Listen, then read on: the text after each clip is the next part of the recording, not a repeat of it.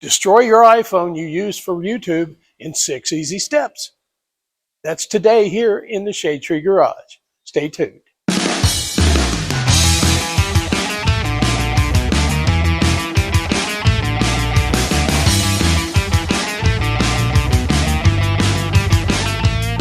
Welcome back to the channel.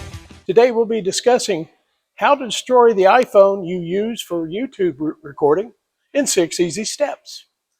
Let's get right into it, shall we? Step 1. Buy the least expensive toolkit you can to use to disassemble your iPhone. And I mean cheapest of the cheap.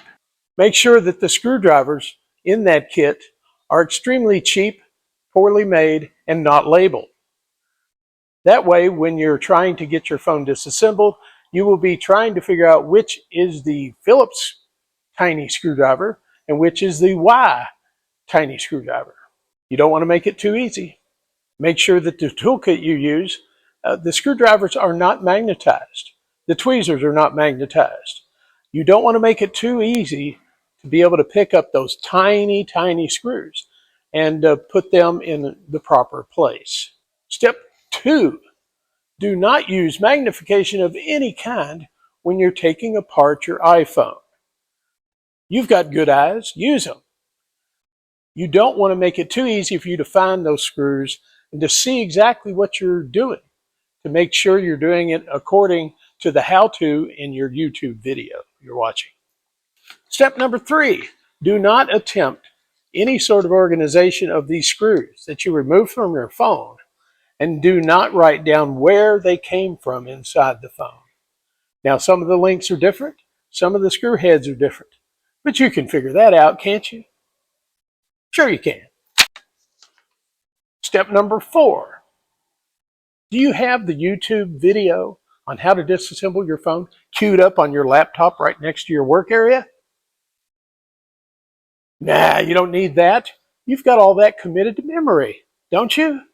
Sure you do. Step number 5, blame your iPhone when the tools you have are unable to extract a screw that is critical to you completing this repair. It's the phone's fault, right? Sure it is. Step number 6, when you realize that you can't complete this repair because you stripped a screw, take your frustration out on the phone and use maximum force to put all of those connectors back in because you can't finish your repair, especially the single wire snap-on connectors inside your phone if you have them. Push them down as hard as you can. Take your anger out on that phone, a stupid thing anyway, and be prepared to damage a connector, which will permanently disable your phone. And it'll brick it, and it'll be good for spare parts, maybe. Who knows? All right, now, optional step number 7. Quietly go on your favorite auction site or Amazon and order a replacement phone. And I say quietly because you don't want your wife to know what you've just done.